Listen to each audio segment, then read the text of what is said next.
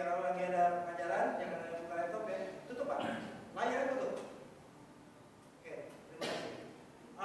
Jadi isi capek ya. Mengapa saya ngomong langsung tanpa slide? Karena kita ini waktu 1 tahun sudah ada beberapa zaman juga cepat ya. Tadi sampai mana? Kendaraan. Lampu sudah. Apalagi yang belum? Mas Budi. Jalan. Kira-kira penglihatan orang, vision, itu penting nggak? Nah, Bapak harus duduk di atas kokpit, duduk, keren. Kemudian Bapak foto kameranya, misalnya ini kamera kecelakaan melibatkan sebuah truk yang dimungkinkan menurut hipotesa awal Bapak, dia tidak melihat adanya anak kecil yang nyebrang atau naik sepeda atau naik apalah. Sepeda motor di sampingnya karena ada blind spot, begitu ya. Bapak duduk di atas ini, upayakan yang tingginya sama dengan si supir. Bapak foto ke arah spion, cekrek, foto ke arah spion kanan, cekrek, spion tengah, cekrek. Kemudian semua objek yang di atas mobil jangan Bapak pindahkan. Itu jelas? Biasanya kalau truk tronton dia suka menaruh tasnya yang gede itu, nggak usah supir berat. Pak polisi kalau buru-buru patroli, peknya taruh di atas dashboard. Betul. Itu berbahaya. Karena apa? Bapak tidak dapat melihat dengan baik. Contoh ada anak kecil nih, nyebrang pendek, dia nggak bisa melihat karena tutup topi. Nah itu difoto Pak. Itu alat bukti yang sah, petunjuk bahwa terjadi kecelakaan karena yang bersangkutan lalai pada saat berkendara atau berlalu lintas. Karena dia tidak dapat melihat dengan baik karena terhalang oleh topi atau tas. Foto, grab, alat bukti, ada tas. Oke, terus apa lagi? Speedometer. Misalnya cuaca hujan, terjadi kecelakaan. Apa yang Bapak foto lagi? Karet wiper. Misalnya ini karet wiper di mobil. Ini karet wiper, Bapak foto dibuka begini, difoto. Crack, itu foto forensik untuk membuktikan bahwa terjadi kecelakaan karena pandangan terbatas karena karet wipernya sudah jelas ya. Apalagi dari kendaraan, ayo cepat. Itu jalan terus nih. Stabilizer Pak. Hah? Stabilizer kendaraan Pak. Stabilizer, oke juga. Itu untuk membuktikan stabilisasi kendaraan. Terus apa lagi? Speedometer, itu untuk membuktikan apa? Kecepatan. Ya, untuk beberapa kecelakaan itu saya pernah ada kecelakaan di Ungaran, nggak ada bekas rem, ya, karena pasir dia, tapi tabrakan, motornya itu jatuh, tapi kebetulan speedometernya berhenti di titik tertentu. Itu jarang terjadi. Biasanya kalau kecelakaan, mesinnya mati, aki mati, speedometer kembali ke nol kan? Tapi untuk kecelakaan tertentu, penampang speedometer naik ke atas, sehingga dia berhenti karena tertahan. Jadi itu bisa menambah hipotesa Bapak bahwa kecelakaan waktu itu berhentinya di angka 80. Jadi bisa saja dia cerakanya antara 80 sampai 117 ya. Itu tentang cerita speedometer. Apa lagi? Bu, apa lagi? Kita lagi cerita petunjuk tentang kendaraan. Apa lagi? Kita mau membuktikan seseorang menggunakan safety belt atau tidak dari bekas rising star. Jadi kalau ada kecelakaan, biasanya ada bekas kayak matahari di kaca, bekas pecahan kacanya. Betul ya? Mas, ini kira-kira kalau orang nggak pakai safety belt, bentuk itunya di atas atau di bawah? Di atas, pintar. Jadi Bapak foto itu dari dalam. Oh, yang bersangkutan dicontohkan bahwa ternyata tidak pakai safety belt. Buktinya apa? Bukti pecahan kacanya tidak di bawah, tapi di atas. Terus ada rambut-rambutnya di atas difoto, cekrek dari dalam fotonya. Sudah pernah Bapak lakukan itu di lapangan? Belum ya? Tolong habis sore ini Bapak harus cerita forensik. Jelas ya? Semuanya berdasarkan alat bukti, semuanya berdasarkan perbandingan antara A dan B. Jadi gitu ya. Oke, kalau yang dia pakai safety belt, bekas kacanya di mana? Di mana? Di bawah. Terus kalau ada orang mobil nabrak penyeberang jalan, untuk membuktikan dia sangat ngebut apa tidak, gimana caranya bentuknya? Untuk tabrakan di mobilnya. Bisa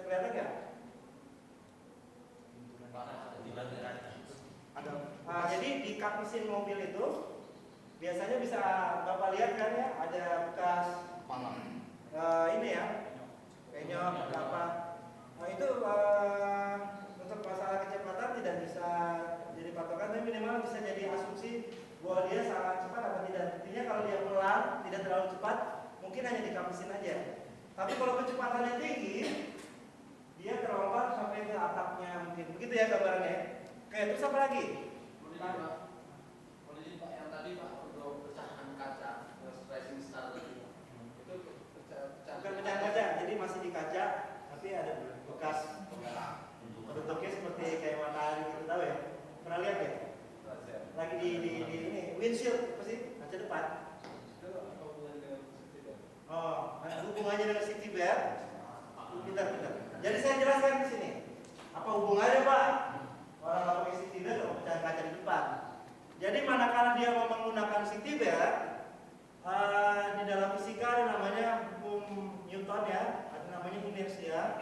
Jadi misalnya Bapak di dalam mobil, kecepatan mobil 100 km per jam. Kecepatan si orang yang dalam mobil kecepatannya berapa? Berjalan di atas jalan. Kecepatannya berapa si orang yang dalam mobil?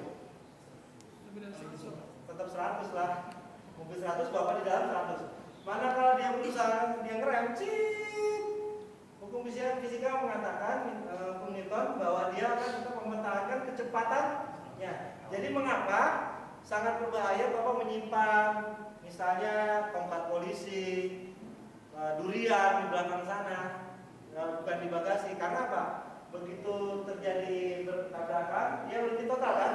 Sementara si durian ini tetap mempertahankan kecepatannya secepat 100 km per jam. Majulah si durian di kepala kita. Nah itu kenapa jawabannya kita harus pakai safety belt untuk menahan. Nah kenapa tadi pertanyaannya apa hubungannya Pak?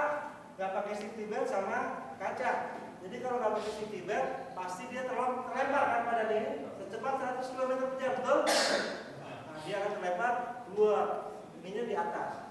Tapi kalau dia pakai safety belt yang tidak pakai airbag biasanya, dia akan tetap terlempar juga ke atas karena dia tetap mempertahankan secepat 100 km per jam kan.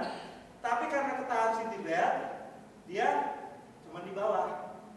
Mengerti Pak? Bisa nangkep? Oke, apa lagi? Ini masih cerita mobil. Baru 2 menit. Apa lagi? Lampu sudah. Loading.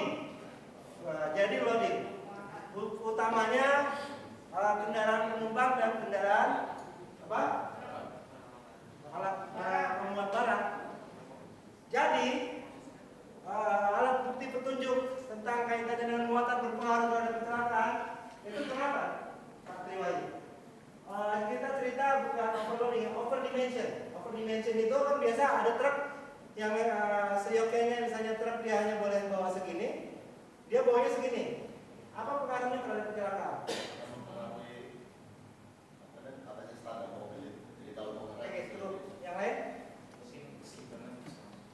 Ya, minta juga. Apa lagi? Pak Tahir? Kira-kira? Pak Iqbal? Pak, yang bisa ngacung? Ya, Mas. Bagus, pintar. Mengapa faktor pengalaman, Pak Budi? Mengapa kecelakaan akibat overdimension? Dia bilang faktor pengalaman dijadikan sebagai bukti petunjuk terjadinya kecelakaan sehingga mungkin remnya jebol, pecah, apa? Tidak mampu menahan beban. Tidak mampu menahan beban. Disebabkan oleh Overdimension. ya, jadi kalau overdimension di ilmu fisika itu ada namanya center of gravity. Center of gravity itu titik pusat gravitasi. Misalnya mobil sedan, mungkin titik gravitasinya di sini. Misalnya ini truk ya, ini truk. Mana mobil truk kita ya? Oh, mobil truk yang itu. Di sini bisa di tengah. Pada saat dia overdimensi, center of gravity atau titik pusat gravitasinya akan naik ke atas, betul? Manakala dia naik ke atas, begitu terjadi pengereman di depan, kita ngerem ban depan ya, ngerem. Akhirnya terjadi apa? Pada saat center gravity naik, apa yang terjadi pada saat terjadi pengereman? Ya, ini tentang fisika. Terjadi transfer energi yang luar biasa kan? Terjadi transfer energi yang luar biasa ke depan, betul ya? sehingga menyebabkan pecahnya sistem rem, sehingga tidak berfungsi sistem rem. Itu mengapa di Undang-Undang Lalu Lintas diatur mengapa overdimensi, bukan overloading ya, overdimensi itu berbahaya karena dia bisa membuat kendaraan out of control dan apalagi hancurnya sistem rem dan sebagainya, sistem kemudi bisa hancur dan sebagainya. Kalau overloading, kerugian muatan apa bahayanya? Apa?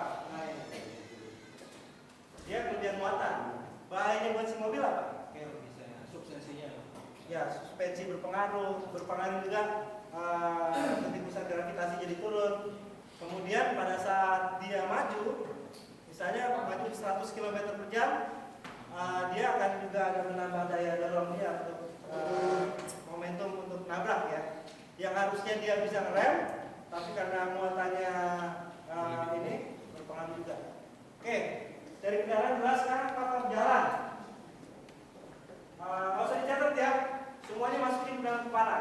Catatan tutup semua, nggak usah pegang dompet. Semuanya relax. Nanti habis makan siang semuanya pakai baju kotak-kotak keranatin. Pakai kaos M juga boleh, karena ilmunya berat. Saya belajar ini 1,5 tahun, kamu belajar 4 hari. Kalau pakai baju gini, mungkin agak-agak susah nangkepnya karena kita melihat pangkat, ya kan, melihat apa. Saya juga ganti baju kan. Oke, sekarang faktor jalan. Apa Pak Sari? Udah tadi. Faktor jalan harus bisa dilihat petunjuk apa? Ya, ada bisa lagi. Ceritanya dengan kecelakaan. Turunan, boleh apa lagi? Mas, perwira, kompor. Apa kira-kira alat bukti yang bisa dijadikan jadi bekas jalan? Bekas rem.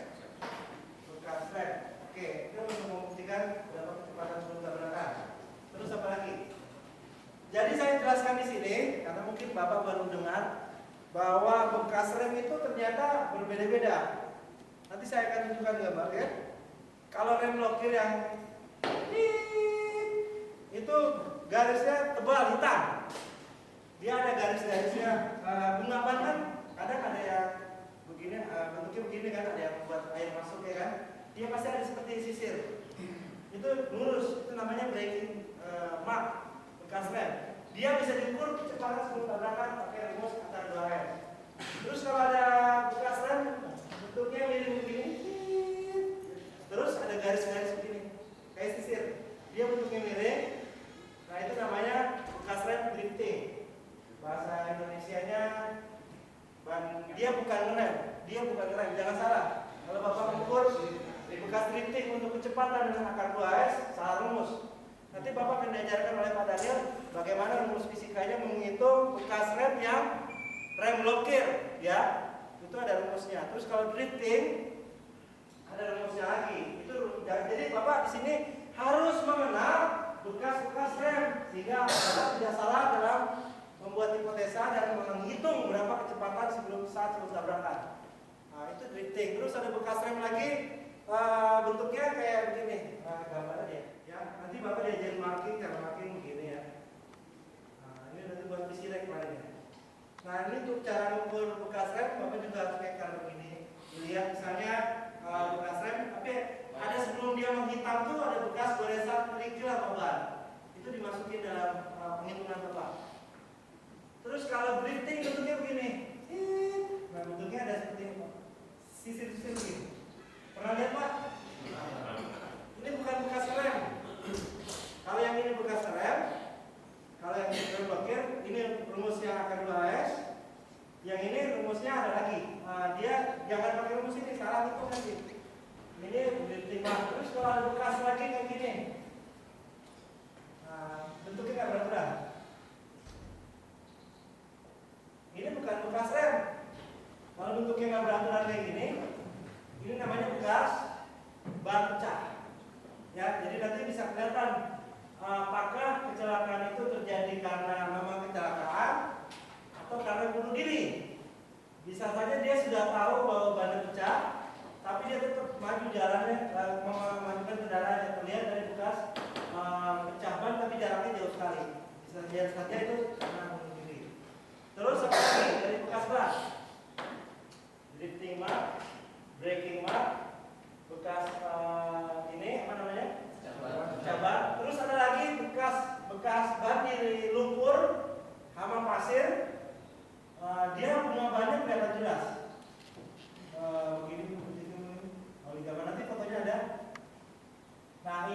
begini, itu walking mark. Itu Bapak nggak bisa hitung dengan rumus fisika berapa kecepatan saat sebelum tabrakan. Ini hanya membuktikan forensik bahwa benar bahwa kendaraan A dengan tipe ban Bridgestone tipe AA apa melewati TKP. Tidak sebagai bukti bahwa dia kecepatannya sekian. Jelas ya? Oke, itu sudah. Oke, apa lagi? Foto kendaraan. Ban sudah. Jalan tadi ya, ban sudah. Apa lagi? Bekas scratch mark. Scratch mark itu bentuknya macam-macam. Ada yang seperti ngerem, tapi bukan. Bentuknya bisa ngawur-ngawur. Bentuknya kayak gini. Itu bisa dari pedal rem sepeda, bisa dari start. Itu bisa diukur kecepatannya. Namanya scratch mark, bekas gesekan. Cara ngitungnya gimana? Bapak harus mengadakan brake test. Tes mencari pelambatan. Nanti akan disampaikan oleh Pak Daniel. Oke, apalagi faktor jalan tadi cukup?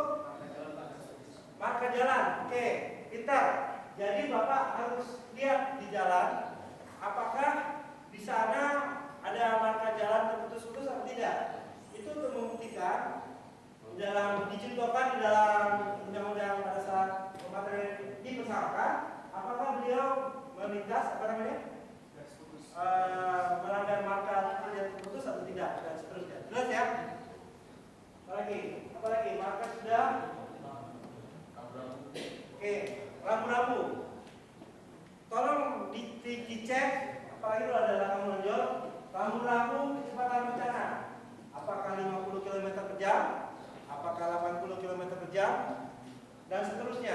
Jadi Bapak bisa membuktikan dari hasil perhitungan di TKP misalnya kecepatan 100 km per jam, Bapak bisa tahu, oh ternyata beliau melanggar kecepatan berdasarkan lampu ini.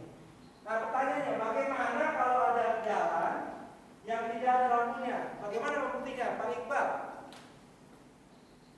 nggak ada lampu jalan, gimana Bapak mau membuktikan bahwa kecepatan rencana itu kecepatannya sekian? Nggak ada lampu ya? Pak Nanang, ada yang pernah punya pengalaman mengecek apakah dia lalai menggunakan kendaraannya dengan overspeeding, tapi tidak ada lampu di situ, gimana membuktikannya? Jalan sebelumnya, Pak. Jalan sebelumnya, Pak. Kejadiannya di tikungan. Sebelum tikungan ini ada. Bisa juga yang lain, Bu. Ada peraturan Menteri Kemen PU kalau nggak salah. Bapak bisa membuktikan dia kecepatannya berapa dari lebar jalan. Jadi penting mengapa Bapak mengukur lebar jalan. Untuk apa, Pak Tri? Untuk mendeteksi apa? Bapak mengukur, Pak? Kecepatan rencana. Jadi dalam saya lupa, tapi Bapak tadi tolong malam ini saya kasih PR ya. Malam ini saya kasih PR, tulis.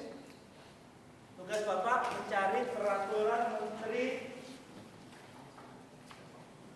Pekerjaan Umum yang mengatur tentang kecepatan rencana. Kecepatan rencana di jalan berdasarkan lebar jalan. Atau kata kuncinya bisa diganti kelas jalan. Dari lebar jalan aja, dari lebar jalan. Nanti di sana jelas Pak, lebar jalan 4 meter itu kelas tipe misalnya 1A. Kecepatan rencananya ada di situ. Misalnya 70. Ada lagi panjang lebar jalannya 6 meter, jadi kelas 1A misalnya. Di situ ditulis juga berapa kecepatannya. Jadi Bapak bisa dapat alat bukti yang sah dan itu nanti dilaporkan dalam berkas berdasarkan permen PU bahwa lebar jalan sekian adalah kelas jalan A dengan kecepatan rencana B. Sehingga Bapak bukti yang ada di TKP tersebut dan hasil perhitungan kinematika bekas ban dihitung sama Bapak misalnya 100 km per jam, Bapak bisa tahu, oh ternyata dia melanggar kecepatan rencana. Jadi kalau di Belanda sana ada yang namanya general rules. Ada yang salah dalam undang-undang lalu lintas kita karena kita tidak mengatur tentang general rules itu aturan umum. Namun aturan umum itu ternyata bisa kita cari melalui peraturan kementerian terkait lalu lintas. Kita botol minum apa lagi? bekas tumpahan minuman, ya kan? Terus apa lagi? Kaleng minuman, apa lagi? Kalau obat dekolgen, itu mempengaruhi orang bereaksinya nggak? Obat batuk, kan tahu itu tulisan tidak digunakan saat mengemudi. Artinya Bapak cari juga apa di dalam mobil itu? Apakah ada obat batuk? Apakah ada obat flu dan sebagainya? Terus apa lagi? Narkoba, gelas, terus apa lagi? Handphone, pintar. Bapak cek handphonenya. Apakah jam terakhir dia telepon? Kan kalau di handphone tercatat ya, miss call. Apa namanya? Bukan miss call. Telepon keluar itu, outgoing call, telepon keluar. Jam berapa? Oh ternyata setelah Bapak cek handphonenya, misalnya kecelakaan 8.05, di handphonenya tertera 8.04. Artinya cukup bukti bahwa telah terjadi kecelakaan karena telah terganggunya waktu reaksi akibat dia habis terjadi telepon. Bagaimana caranya dia menjadi alat bukti? Tadi kan sudah ada handphone tuh katanya waktunya 8.04, kecelakaan 8.05 misalnya. Gimana supaya jadi alat bukti? Kalau tersangka kan BAP saksi tersangka. Nah kalau ini apa caranya? Bapak kan polisi nih, kalau Bapak reserse lah jangan wanita. Bagaimana dia jadi alat bukti? Mana sih? Baik Pak. Ya bisa juga print. Itu namanya dokumen. Apa lagi coba? Kita juga. Apa lagi? Kita lihat Pak. Akhirnya pemanggilan. Ya terus diapain? Handphonenya. Handphonenya dijadiin alat bukti. Sita. Dan masukin daftar barang bukti. Terus lagi supaya bisa masuk dalam berkas. Diapain? Di Bapak polisi nih. Sersa lah jangan minta. Diapain itu? Foto itu. Foto. Difoto lah. Difoto ini handphonenya. Difoto outgoing cost. Telepon keluar 8.04. Fotonya misalnya ini handphone. Fotonya gini Pak. Ini ada tulisannya. Jangan fotonya begini. Kita dapat pemandangan. Bukan foto orang yang jelas. Oke. Di print out kita. Apalagi kalau dia perempuan, apalagi alat bukti yang Bapak cari? Supaya dia perempuan terjadi kecelakaan, apa yang harus cari? TV juga bisa Pak. Ada lipstick di bawah. TV Pak bisa TV bisa juga. Apalagi audio bisa juga. Terus apa lagi? Dicek saat kecelakaan volumenya volume berapa? Oh ternyata dia nyetel sampai volume 20 jedang dia nggak bisa merhatikan sekitarnya sehingga dia tertabrak kereta api. Contoh ya. Apalagi? Oke pintar cek di TKP. Dia pakai kacamata. Ada kacamata yang membuat pengaruh konsentrasi nggak? Waktunya kacamata terlalu gelap. Kalau cuaca mendung dia pakai kacamata. Lihat di korban. Cara membuktikan dia pakai kacamata tidak bagaimana? Dari bekas lukanya ada kacamata hitam, cuaca mendung, ada bekas luka di sini. Artinya apa? Baik bang. Hipotesanya. Artinya dalam BAP ya pengemudi pada saat terjadi kecelakaan mengalami penurunan waktu reaksi karena penglihatan terbatas dengan bukti adanya luka di ini dan adanya kacamatanya jadi daftar DT, cekrek, ngerti ya? Kemudian fotonya diambilkan dalam BAP. Nah kalau kayak gitu namanya BAP apa? Kalau ini BAP tersangka saksi. BAP berita acara apa? Apa? Berita acara apa kira-kira? Daftar barang bukti ya kan? Nah kalau berita acara itu namanya berita acara apa? Penyitaan. Kalau bisa juga berita acara apa lagi? Coba dicek lagi ya, saya lupa juga tuh di KUHP ada apakah berita acara barang bukti, produksian tulisannya bagaimana dipelajari lagi karena kita kan terbiasa selain daftar barang bukti mungkin ada Pak ya. Berita acara nanti penemuan. lihat lagi, dipelajari lagi. Jadi tugas Bapak malam ini tolong baca KUHP ya, baca KUHP, baca undang-undang lalu lintas. Itu jelas ya. Sama KUHP yang mengatur tentang yang saya bilang tadi, bagaimana saksi dan sebagainya. Oke, jangan jelas kita lanjut ke nah, ini contoh rem blokir ya. Rem blokir itu rem yang adalah yang tegak. Dia bentuknya jelas, bisa lebih panjang, bisa lebih pendek. Yang diukur nanti yang paling panjang. Ini proses yang ini namanya marking, nanti ada di pelajaran berikutnya ya.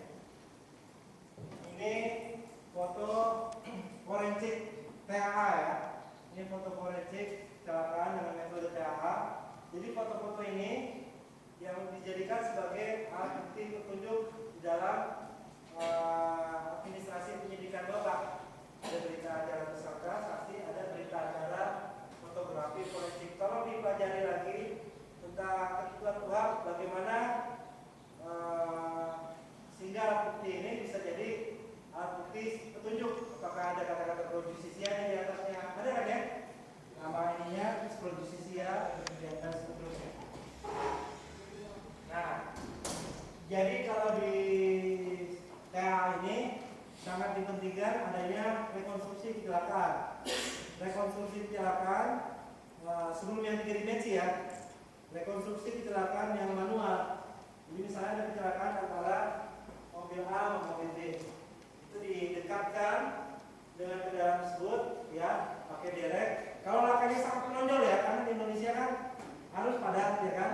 Tidak mungkin Bapak melakukan penutupan jalan yang mengakibatkan terganggunya lancaran arus lalu lintas kan. Jadi Bapak harus tahu mana yang kira-kira perlu penutupan dan mengalihkan arus untuk lebih detailnya olah TKP, mana yang kira-kira ini cuma kecelakaan biasa, Bapak bisa ini. Jadi saya tekankan di sini namanya TA, Traffic Accident Analysis. Proses yang lengkapnya semuanya penting, semuanya digunakan untuk kecelakaan ya, ngerti ya? Semuanya menggunakan TA, tapi untuk TA yang sampai psikres sampai lengkap itu hanya untuk belakang. Belakang menonjol itu apa aja Pak Dek? Nah, atas. Belakang menonjol apa? Kecelakaan yang menyebabkan korban meninggal lebih dari 5 orang. Terus? Yang terlibat adalah jabatan negara. Setingkat. Setingkat tertentu. Terus? Kemudian TNI, Polri, terus apa lagi? yang kecelakaan yang mengakibatkan kemacetan panjang. Oke. Terus apa lagi? Menjadi perhatian publik walaupun nggak ditulis dalam PR-nya ya. Manakala ada kecelakaan, meninggalnya cuma satu sih. Misalnya kecelakaan apa ya, cuma satu, tapi ya tokoh masyarakat masuk tadi ya, artis apa. Satu tapi unik kecelakaannya, menyebabkan perhatian massa, masuk Kompas, TV, yaitu Bapak harus diskresi, harus pakai TA, harus turunkan mobil TA. Jelas ya, bekasnya ini.